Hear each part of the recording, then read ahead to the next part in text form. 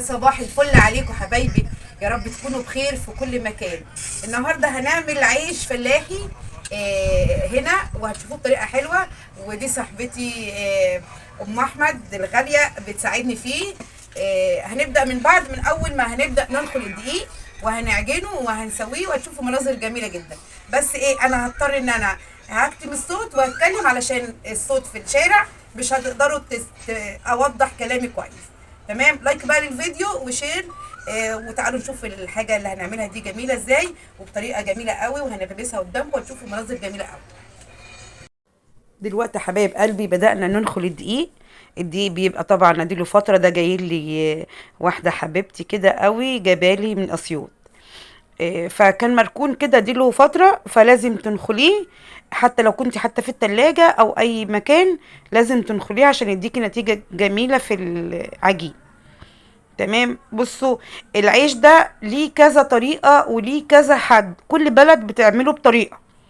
في طريقتين النهاردة واحنا بنقطع هقول لكم عليها، وهقول لكم النتيجة في الاخر. انهي طريقة اللي تمشي معاكي صح وتديكي وش محمر كده وجميل. دي ب3 جنيه خميرة بيرة من الفرن الفينو او الفرن العادي. حطيت عليهم شوية مية دافية ومعلقة سكر ودوبتها. يعني دي ب3 جنيه. العجين دي ده 3 كيلو، 3 كيلو ونص، في الحدود دي. هو احتمال كبير يكون 3 كيلو ونص.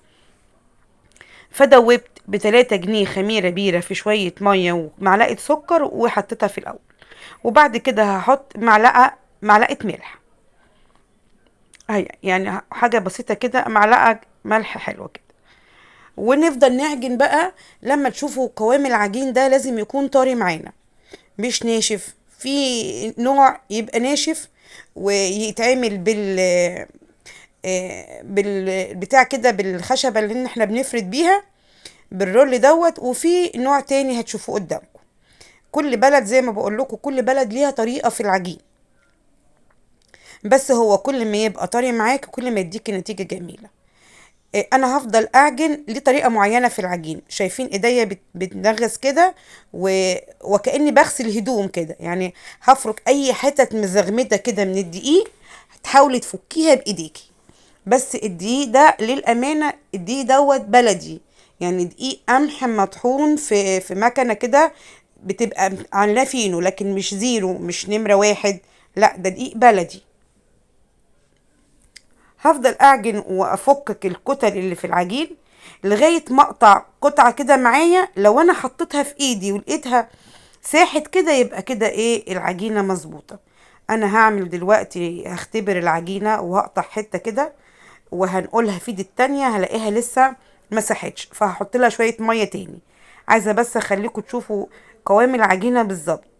شايفه انا كده هخبط في العجينه علشان الزغاميد اللي في العجينه. بصوا انا هختبر دلوقتي، هلاقي القطعه دي لسه ما مسحتش في ايديا اهو لسه. فهتعوز شويه دقيق. بصوا انا بعمل افكك بقى كل حاجه في الدقيق، كل الانسجه اللي جوه كل الزغاميد الدقيق المزغمد ده لازم تفككيه.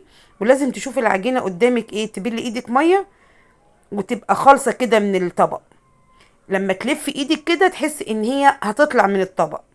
اخر حاجه هوريها لكم دلوقتي، ركزوا العجينه تبقى مظبوطه ازاي. شايفين انا عملت القطعه كده ساحت معايا، شايفين كده مظبوطه معايا. لكن لا تخليها طريه قوي. شايفين اخر حاجه اهي، تحسوا ان هي عامله كده. هتغطيها وتغطيها بقى ببطاطين، في الشتا دي تتغطى ببطاطين. بعد ما اختمرت كده قعدنا سمينا وبدأنا نقطع.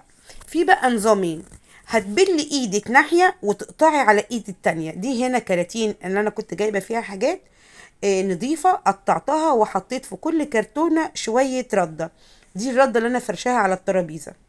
تمام، هتقطعي القطعة كده وتحطيها في البولة دي فيها دقيق، وتروحي مرجعاها تاني. ومرة تاني هقطع القطعة دي كده واحط ايدي، ابل ايدي مية. بس بأمانة اللي فرق معايا الناحية اللي انا بليت فيها ايدي وقلبتها على الترابيزة، هي اللي اداني وش كويس. يعني لما تبلي ايدك مية وتنقليها على ايدك المبلولة مية وترجعيها، هيديكي وش احلى بكتير من انك انتي تحطي العجينة في دقيق وتنقليه. البولة دي فيها دقيق، ده فيه زيرو نمرة واحد. غسلت ايدي مكان المية وبدأت اولع الفرن، بس هلاقي نفسي ان انا مش على عدل، مش على ايدي اليمين، نقلنا الناحية التانية. مريم قعدت تصور الناحية اللي ورايا وانا بدأت ايه الناحية التانية. وده نظام الايه العجين. شايفين بتفرد معانا بسهولة علشان العجينة مغبوسة كويس، معجونة كويس. شايفين دي بتتفرد على الايد مش بالرول. هتشوفوا دلوقتي هيقب وهيبقى زي العسل. بصوا هو كون انك انت تبدأي يومك بانك تخبزي والبيت كده يبقى فيه ريحة خبيز ده. بصوا الخبيز، بصوا القب ازاي. ريحة العيش بقى كانت حاجة جميلة قوي قوي. فبدأت هي توسع مرة، تفرد مرة وانا افرد مرة. فهي بصراحة ساعدتني قوي. شايفين. بصوا حتى في واحدة هتتلخبط معانا. انا مرضوش اقفل الكاميرا بحيث ان نبقى بطبيعتنا. كل اللي حصل قدامكم، مش هخبي حاجة عنكم. ممكن حاجة طولت منك، باظت منك، مش مشكلة. شايفين بقى في الفرن اكتر من واحدة. وهي انجزتني بصراحة، يعني انا وحدي كنت هاخر، كنت هاخد وقت جامد. اهو شايفين. هي بتفرد لي على ايديها وانا بظبطها على المطرحة دي، اسمها مطرحة. في ترابيزة ورايا بقى مارفي بتمسحها علشان العجين اللي اطلعه هحطه في الترابيزة اللي ورايا. شايفين. شايفين بسم الله. بصوا الجمال. العيش انا هفتحه قدامكم دلوقتي وهيقعدوا يدوقوه كده بالعسل الابيض. كان جميل جدا جدا جدا. حطوا لايك بقى لو الفيديو عجبكم. ومش عارفه اشكركم ازاي على كومنتاتكم الجميله دي قوي قوي قوي، اللي بتبسطني وبتدعمني وبتشجعني بجد يعني. في واحد كده هيطلع حلو قوي هفتحه لكم. شايفين جميل. شايفين متفرغ ازاي. والقلب والفوق وتحت مش حاجه تقيله يعني. هيقعدوا بقى ام احمد تدوق بالعسل ده. كان حاجه ايه بقى، فوق الخيال. فوق الخيال طعمه. والعجين دوت، العيش دوت بعد ما تطلعيه من الفرن يبرد كده، وممكن تشيليه في الفريزر يقعد مده طويله. وتاني يوم لو شلتيه في كيس كده، تاني يوم بيبقى كده طري كده وجميل. تحس طعم العيش كده جميل. طعم العيش نفسه ليه طعم حلو قوي. بصوا لو اطول ادوقكم كلكم من العيش ده اتمنى. يعني لو اطول كلكم تدوقوا منه. عملنا بقى حتت صغيرة، ارغفة صغيرة، وعملنا ارغفة كبيرة. وان شاء الله لما اروح البلد هنعمله، وهنعمله بقى في حواوشي تاني.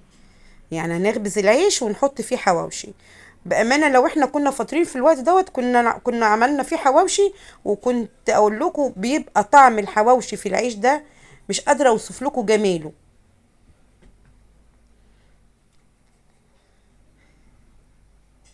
انا مبسوطة من نفسي قوي قوي. بالامانه انا ده تالت مره اعمل فيه العيش ده، تالت مره اصلا اقعد قدام الفرن. شايفين طالع، واخدين بالكم طالع العيش كده مفقش كده جميل قدامي. لونه بقى. الميه بقى اللي كنت القطعه اللي انا كنت بكفي بيها ايدي الناحيه التانية وهي مبلوله ميه، واقلبها دي اللي اداني نتيجه حلوه في الوش في الحمار. يعني اللي يخبز العيش ده ما تحطيش دقيق بقى وتكفي. لا وتقلي، يعني تحطيش دقيق في البولة وتقلبيها. لا خلي ايدك مبلولة مية. مبلولة مش فيها مية كتيرة، مبلولة. واقلبي هيديكي وش لونه رائع. خدوا بالكم العجينة ماسكة نفسها مش طرية قوي. لا شايفين ده اخر حاجة كده متهيألي. تطلع معانا جميلة قوي. وعملنا عيش كبير وعملنا عيش صغير. شايفين بامكاننا ان احنا نوسعها يعني العجينة سلسة معانا. ده شوية كراتين بقى اللي انا قطعتها. الدنيا بقت اسهل اكتر من انك انت تاخدي من الترابيزة. شايفين العيش طالع مفقش ازاي جميل. يا رب تكونوا انبسطتوا. يا رب يكون الفيديو عجبكم. لسه بقى هتشوفوا الكمية كلها والبركة كبيرة قد ايه. دي دوت جاي لي هدية من اسيوط من واحدة حبيبة قوي، يا ريت تشوفني دلوقتي. بشكرها جدا على الهدية الجميلة دي. شايفين. متهيألي دي في الاواخر. دي بص باظت مني فانا ظبطتها.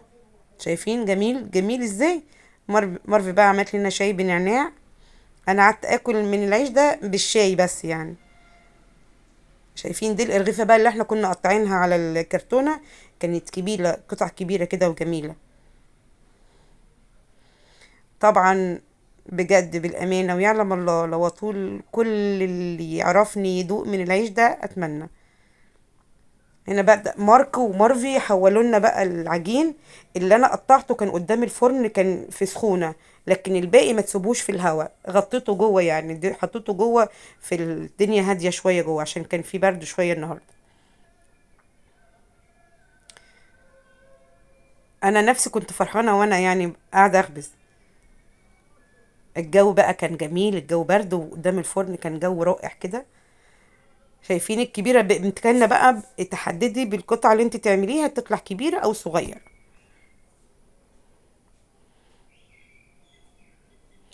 منظر العيش نفسه وهو طالع يبقى البيت كده فيه ريحته عيش بركه. شايفين جميل ازاي.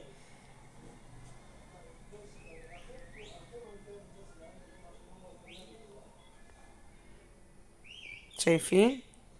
يا رب تكونوا انبسطتوا وتكون يعني عرفت اخبز قدامكم. طبعا في ناس اشطر مني بكتير طبعا، بس ادينا بنحاول وبنتعلم. والمقادير ب3 جنيه خميرة ل3 كيلو ونص دقيق، والعجينة تبقى طرية لغاية ما تقطعي قطع كده وتلاقيها نزلت معاكي ساحت معاكي. تبقى كده العجينة مظبوطة. قطعي على كراتين لو ما عندكيش مكان. حطي ردة. اي معلومة قدامي صدقوني بقولها لكم.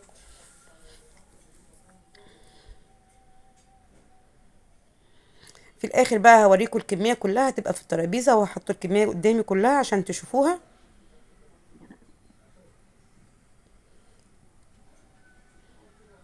لايك بقى للفيديو لو عجبكم، شير، وشايفين الجمال اهو. باي باي حبايب قلبي، باي باي.